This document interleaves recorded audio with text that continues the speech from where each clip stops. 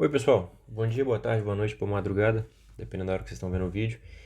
É, Esse vídeo, nesse vídeo, eu vou resolver o exercício 12, que é um exercício que eu teria resolvido no último encontro, mas que, por conta de ser ali no final do mês, numa sexta-feira, poucos de vocês foram lá, né? Na verdade só um.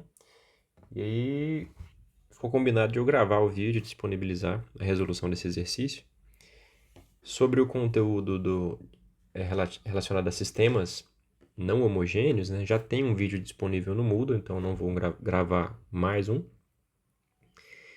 E nesse exercício, a única novidade que surge é que é um sistema com três equações. Então, a matriz aqui dos coeficientes é uma matriz 3 por 3, né? Mas o passo a passo essencialmente é o mesmo, né? A gente vai procurar três soluções que tem o Wronskiano não nulo. E cada uma dessas soluções vai ser encontrada, né, de modo a se relacionar com a equação característica do sistema. Porém, a equação característica do sistema neste cenário é uma equação de grau 3, proveniente de um polinômio de grau 3, né?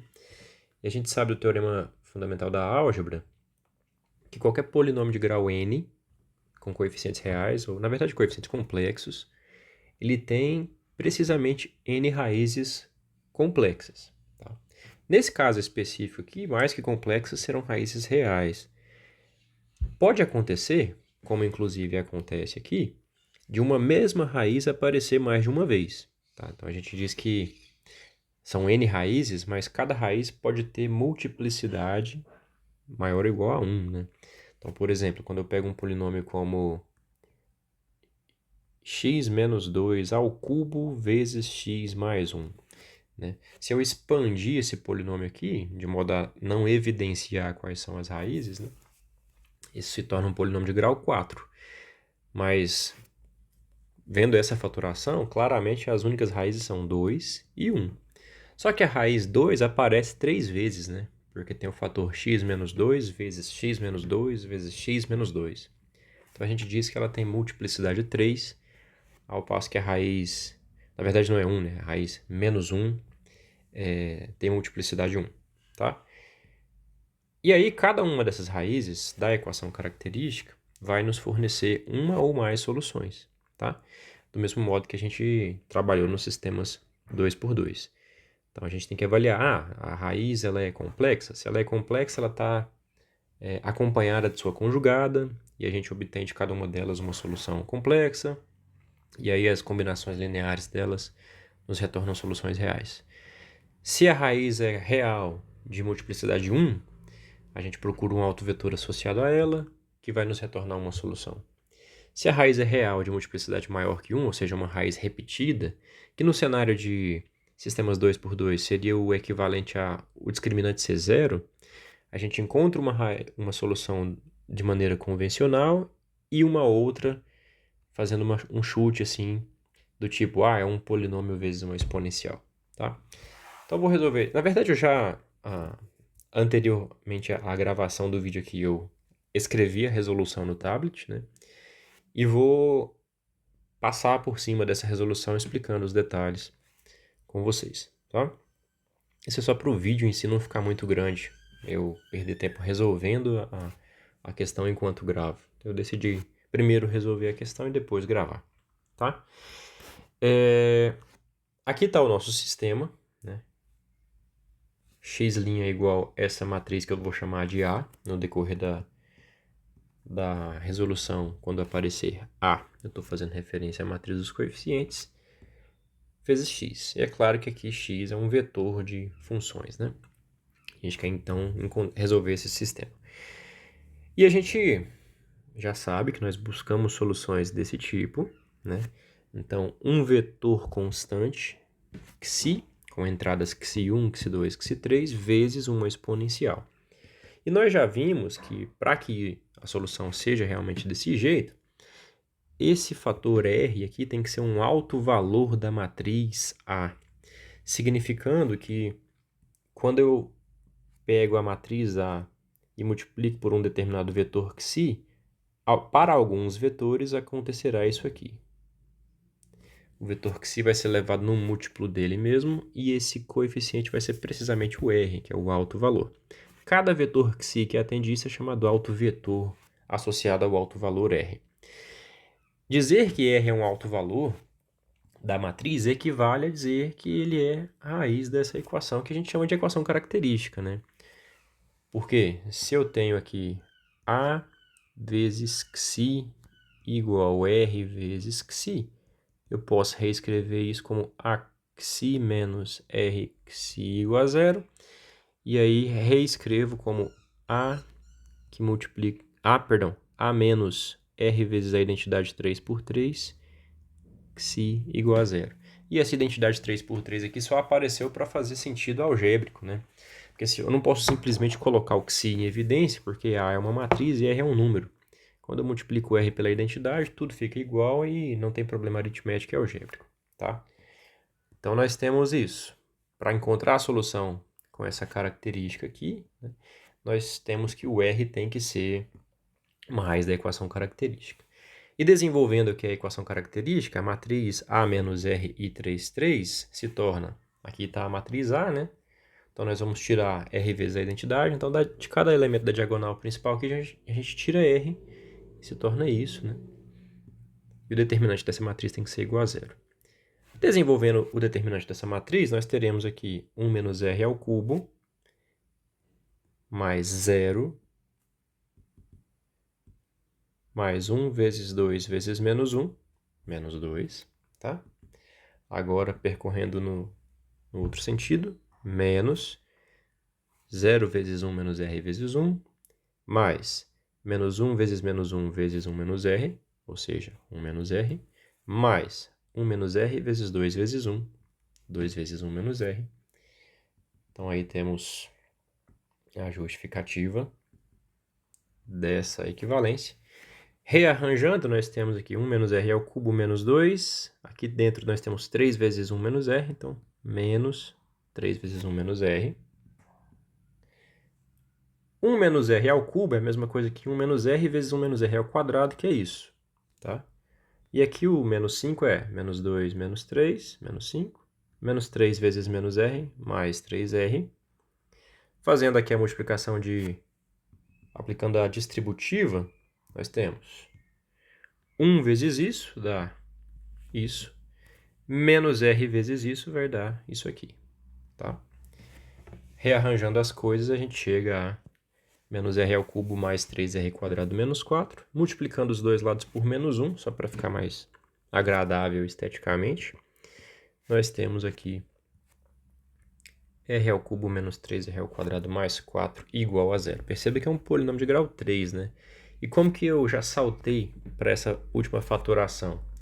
Aqui, eu reparei que 2 é uma raiz desse polinômio. Se eu coloco aqui 2 ao cubo, 8, mais 4, 12, menos 3 vezes 2 ao quadrado, menos 12, 0. Sabendo disso, eu sei que esse polinômio é divisível por R menos 2, tá? Então, eu posso fazer a divisão na chave. R ao cubo, menos 3R ao quadrado, mais 4, dividido por R menos 2. Tá?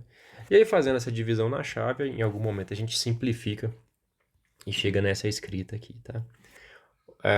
Outra possibilidade, que até simplifica a nossa vida, né, é perceber que o menos 1 é uma raiz. Então, eu posso dividir por R mais 1. Então, multiplico aqui por R quadrado, vou subtrair R ao cubo mais R ao quadrado, obtendo aqui menos 3R ao quadrado menos R ao quadrado, menos 4R ao quadrado, mais 4, né? E aí, para eliminar isso aqui, eu tenho que multiplicar aqui o R mais 1 por mais 4R, né? E aí eu vou subtrair disso. Aliás, tem que multiplicar por menos 4R, né? E aí eu vou subtrair disso. Menos 4R ao quadrado menos 4R, obtendo aqui apenas 4R mais 4, e aí eu tenho que colocar aqui o mais 1, não, perdão, mais 4, né? E eu concluo que isso aqui dividido por R mais 1 é R quadrado menos 4R mais 4, que é exatamente R menos 2 ao quadrado, né? Então, isso vezes isso é igual a isso, mas isso aqui é exatamente R menos 2 ao quadrado. Então, a gente tem essa fatoração aí do lado esquerdo que a gente estava desenvolvendo. E por que é vantajoso pegar essa fatoração? Porque ela já nos dá de cara aqui as raízes da equação característica, né? Nós teremos que 2 é uma raiz repetida, né? Porque ela aparece aqui duas vezes. Então, uma raiz com multiplicidade 2. Enquanto menos 1, R menos menos 1, é R mais 1, né? Então, se eu colocar no lugar de R aqui o menos 1 dá 0, é uma raiz de multiplicidade 1. Temos essas duas raízes aqui, onde 2 é repetida. Então, nós temos que usar essas duas raízes para encontrar as soluções. Eu vou começar aqui... e mais que soluções. Precisa de 3 soluções com o Wronskiano não nulo, né? Então, eu vou começar aqui com R igual a menos 1. Aqui está 1, eu me confundi, né? Que é R igual a menos 1. Nós precisamos, agora, né? Dado que nós encontramos a raiz da equação característica, encontrar um vetor que se atendendo a essa igualdade aqui, né? Ou seja, um alto vetor associado ao alto valor menos 1. Trocando o R aqui por menos 1, menos menos 1 vai ficar mais 1, né? Então, A mais a identidade, lembrando que a matriz A é essa aqui, se eu vou adicionar a identidade, cada um dos termos da diagonal vai acrescentar 1. Então, vai ficar essa matriz aqui, vezes um vetor xi igual a 0. Repara que a terceira linha dessa matriz aqui, ó, é a combinação das duas primeiras. Ela é a primeira menos a segunda. Então, não preciso me preocupar com a terceira para resolver o sistema. Eu só faço aqui primeira linha vezes coluna. Então, 2xi1 mais xi2 mais xi3 igual a 0. Segunda linha vezes coluna. 2xi1 mais 2xi2 menos xi3 igual a 0. Passo o xi3 para o lado direito, aqui da igualdade, né? E aí eu posso resolver em termos de xi3. Repara que se eu faço aqui, por exemplo, a segunda menos a primeira, eu vou eliminar o xi1 e obter xi2 igual a menos 2 xi3. E substituindo xi2, a gente obtém xi1 igual a 3 xi2 sobre 2. E aí eu posso... 3 xi3, perdão. E aí eu posso dar qualquer valor de xi3 e eu vou fixar o xi3 igual a 2 só para cortar com esse denominador aqui, né? Então, xi3 igual a 2, xi2 igual a menos 2 vezes 2, menos 4. E xi1 igual a 3 vezes 2 sobre 2, 3. Obtemos, então, um alto vetor associado ao alto valor menos 1. E a gente encontra, então, a primeira solução do sistema, que é xi, esse vetor aqui, vezes z elevado a rt, o r é menos 1 e é menos t. Tá? Agora eu vou fazer a mesma coisa com r igual a 2.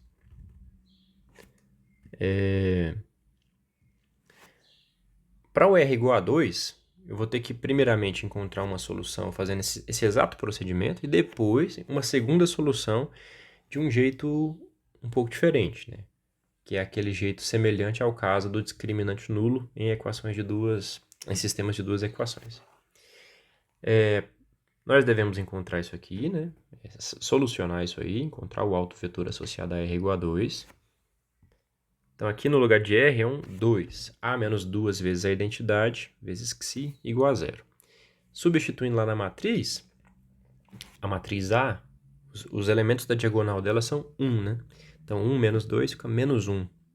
E, novamente, nós temos que a terceira linha é a combinação das outras duas, de modo que eu posso pegar só as duas primeiras para obter o sistema. Tá?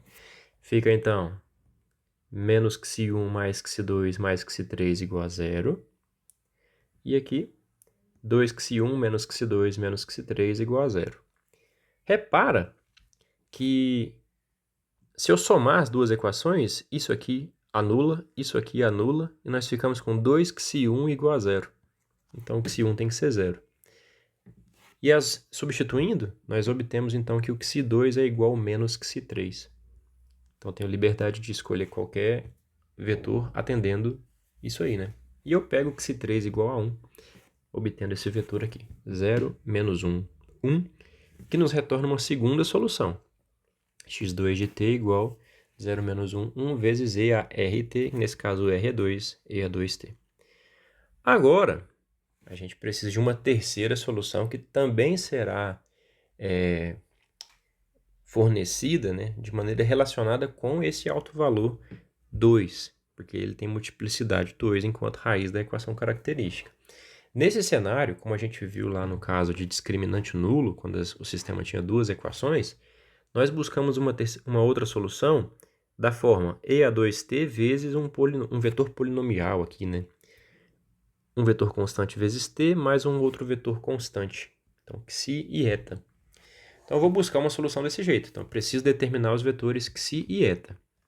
Então, derivando isso aí, essa candidata à solução, e substituindo no sistema, que é esse aqui, nós obtemos. Para derivar, nós aplicamos a regra do produto. Então, fica a derivada da primeira parcela, que vai ser só o xi, vezes a segunda, vezes e2t, mais a primeira parcela, xi mais eta, vezes a derivada da segunda, que é a derivada exponencial, 2e a 2t. Isso tem que ser igual a x, que é a vezes x. Tá? E aí, o que eu vou fazer? Eu vou desenvolver isso aí e escrever na forma de um polinômio. Então, tudo que tem t vai ficar junto, tudo que não tem t vai ficar separado. Tá? Deixa eu apagar isso aqui. Onde é que aparece a parcela t? Então, a vezes xi-t, e aqui, né? 2e aqui multiplicado por e2t. Na verdade, reparem que a exponencial aparece em todo lugar, né? Então, eu posso cortar essa exponencial e ela está multiplicando tudo. Aí facilita a nossa vida. Onde é que tem t? A vezes xi, e aqui 2 xi-t. Então, colocando t em evidência e colocando tudo de um só lado da igualdade, nós teríamos a xi menos 2 xi vezes t. E o que sobra, né, o que não tem t, seria a eta, 2 eta e o xi. Colocando tudo de um só lado da igualdade, a eta menos 2 eta menos xi igual a 0.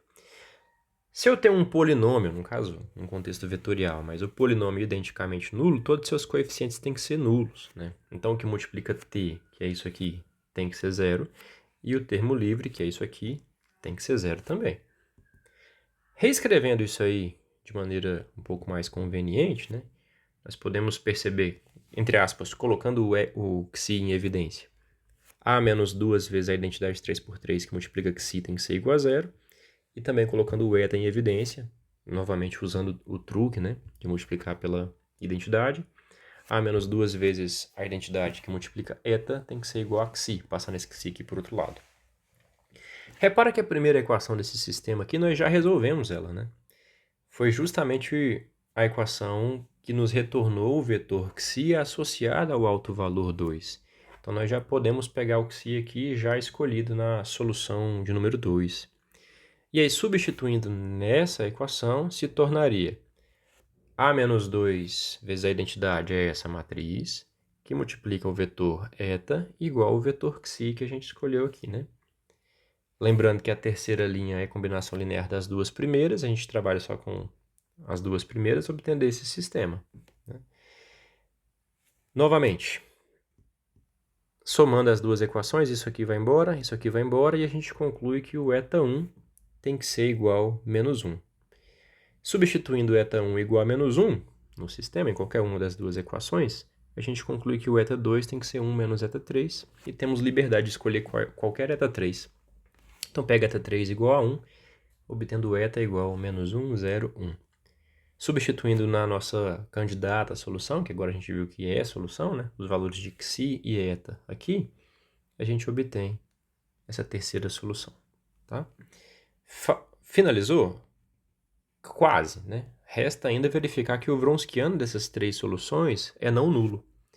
Ou seja, tem que calcular o determinante dessa matriz, que é a matriz cujas colunas são as soluções.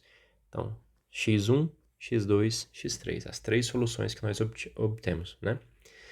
Como a primeira coluna está multiplicada por e a menos t, eu posso colocar isso aqui fora do determinante, né?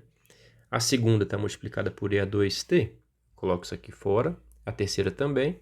Então, fica esse produto das exponenciais vezes o determinante da matriz 3, 0, menos 1, menos 4, menos 1, menos t, 2, 1, t mais 1. Né? Esse produto das exponenciais dá e a 3t. Calculando aqui o determinante dessa matriz, a gente obtém que é isso aqui, que resulta ser igual a menos 1. Né? O menos 3t vai embora com esse aqui. E fica então menos 3 mais 4 menos 2, que é menos 3, que é 1 menos 2, que é menos 1. Fica menos e a 3t, que claramente é sempre diferente de zero, porque é um exponencial, né? Se o Wronskiano das três soluções é não nulo, a gente conclui que a solução geral é a combinação linear das três, né? E aí nós finalizamos a resolução do exercício. Como eu tinha comentado com vocês, aqui essencialmente não tem nada de novo, né? Mas é interessante ver que as coisas, por mais que o método seja essencialmente o mesmo, pode dificultar muito no critério computacional, né? Por quê? A gente passa a ter que resolver, encontrar zeros de equações polinomiais de graus maiores. E, por exemplo, tem um teorema que foi provado pelo Galois, que diz que não existe uma fórmula, né, que te retorna as raízes de polinômios se o grau for maior ou igual a 5. Essas raízes têm que ser procuradas de maneiras alternativas, né, por aproximação e tal. Então, para ficar difícil, basta pouca coisa, né? Mas para casos, por exemplo, até grau 4, que existem essas fórmulas, o método funciona essencialmente da mesma maneira, né? Aliás, funciona sempre, só que dá para resolver em qualquer contexto, né? Porque a gente tem as fórmulas para as raízes. Então é isso aí. Bons estudos. Eu espero que ajude para vocês revisitarem isso aqui antes da prova. Um abraço e até mais.